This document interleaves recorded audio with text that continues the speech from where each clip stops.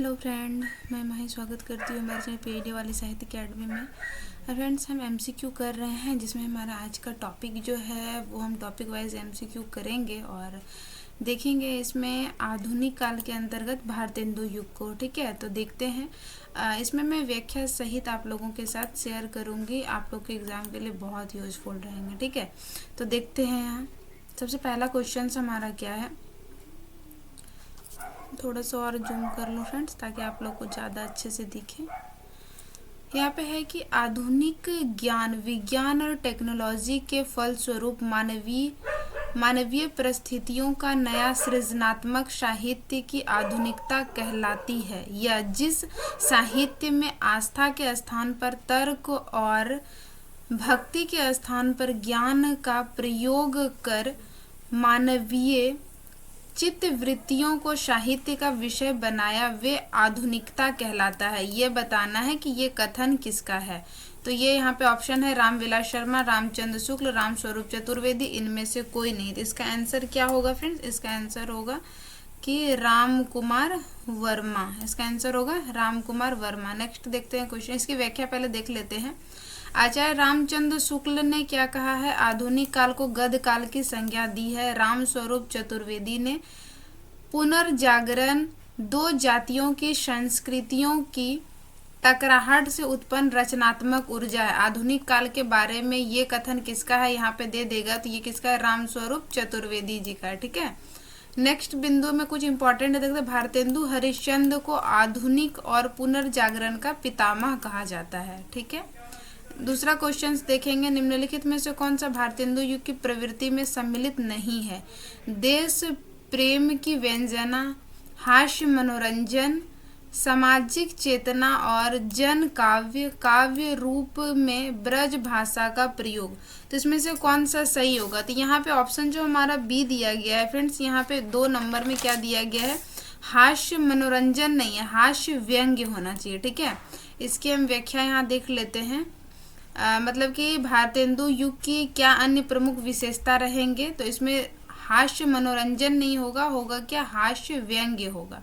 फिर है भारतीय संस्कृति का गौरव गान किया गया है, प्राचीन एवं नवीनता का समन्वय है और उसके साथ साथ प्राकृतिक चित्रण भी मिलते हैं। नेक्स्ट क्वेश्चन हमारा तीसरा नंबर आ जाएगा, निम्नलिखित में से भारतेंदु मंडल के कवि में सम्मिलित नहीं है? बद्री नारायण चौधरी प्रेमघन, प्रताप नारायण मिश्र, ठाकुर जगमोहन सिंह, इनमें से कोई नहीं। तो इसका आंसर क्या हो जाएगा? तो इनमें से सभी जो हैं भारतेंदु मंडल के कवि के रूप में सम्मिलित हैं।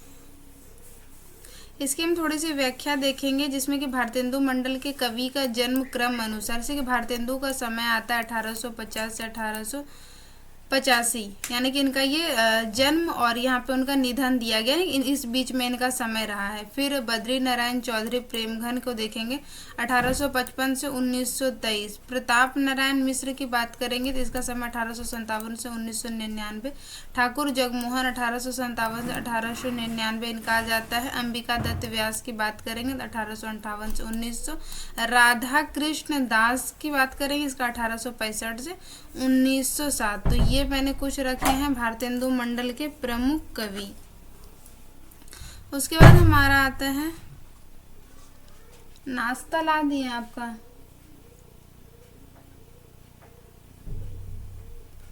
आचार्य रामचंद्र शुक्ल ने भारतेंदु युग का नामकरण किस नाम से किया है? ये बताना है यहाँ पे। ठीक है, वर्तमान काल, पुनर्जागरण काल, आधुनिक काल और नई धारा, प्रथम उत्थान। तो इसका कौन सा ऑप्शन सही होगा?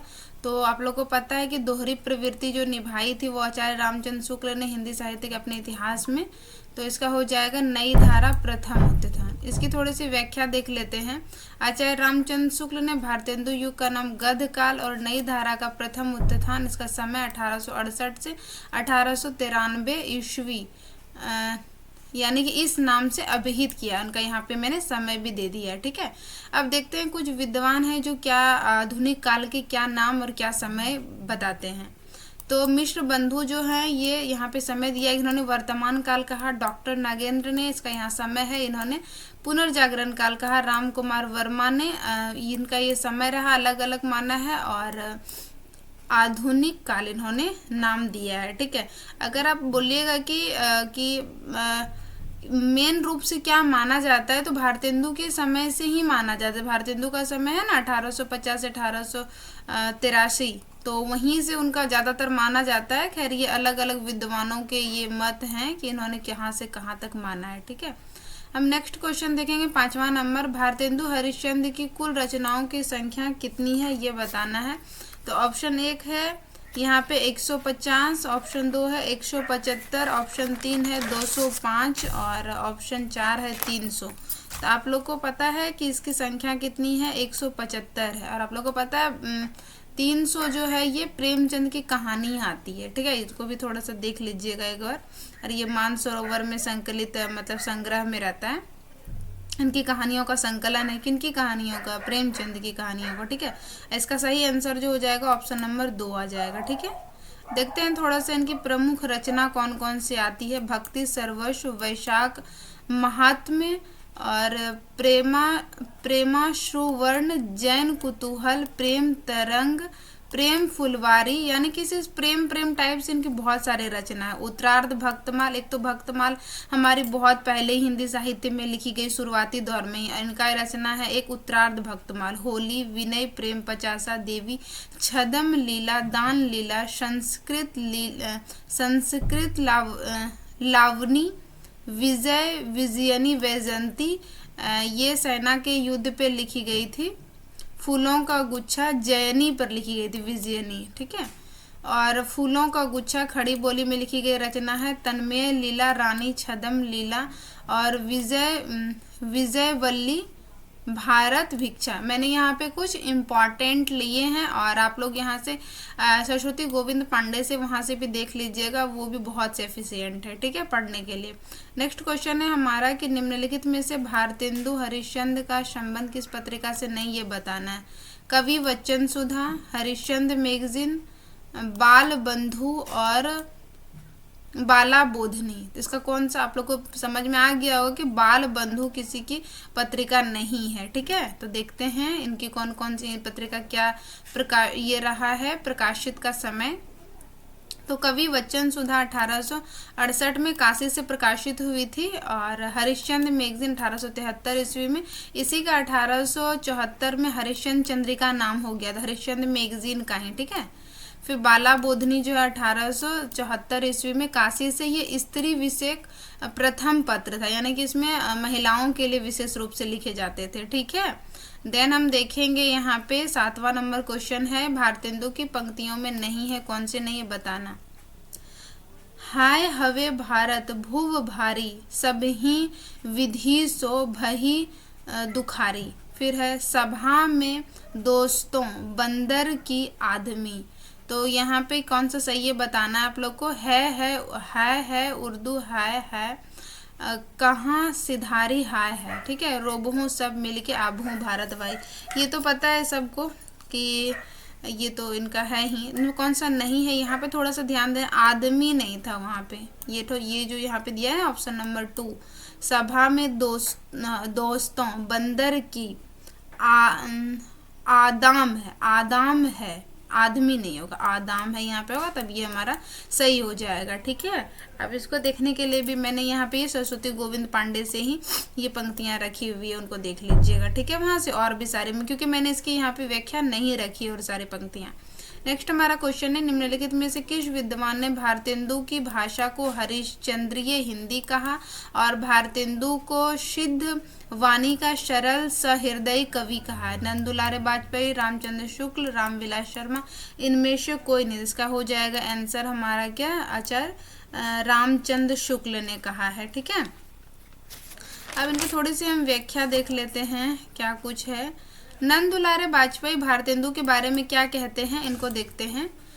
फिर यहाँ पे आचार्य रामचंद्र शुक्ल के बारे में भी दिया है, यहाँ रामविलास शर्मा क्या क्या कहते हैं देखते हैं। नंदुलारे वाजपेयी का कहना है कि भारतेंदु हरिश्चंद्र का प्रभाव भाषा और साहित्य दोनों पर बड़ा गहरा पड़ा। उन्होंने जिस प्रकार गद्य की भाषा को परिमार्जित करके उसे बहुत ही चलता, मधुर और स्वच्छ रूप दिया, उसी प्रकार होगा फ्रेंड यहाँ पे, प्रकार हिंदी साहित्य को भी नए मार्ग पर ला खड़ा किया। किसने कहा? नंद दुलारे वाजपेयी का कथन है। ठीक है।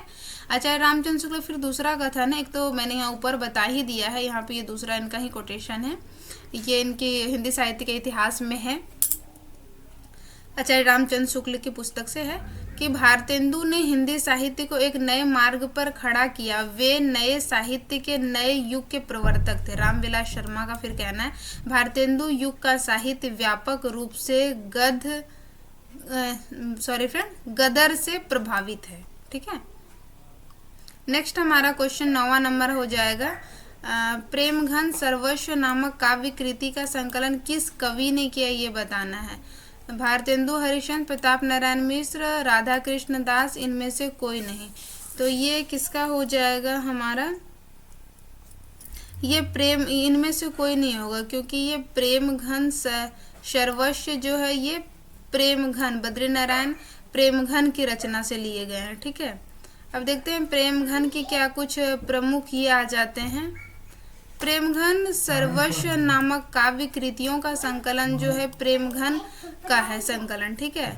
इसके बाद प्रेमघन की प्रमुख पत्रिका कौन कौन सी निकाली थी? पहला तो था नागरीय नीरज, जो कि साप्ताहिक है 1883 में, जो कि मिर्जापुर से निकलती थी। उसके बाद आनंद कादम्बिनी, एक मासिक है 1881 में, ये भी मिर्जापुर से ही निकलती थी।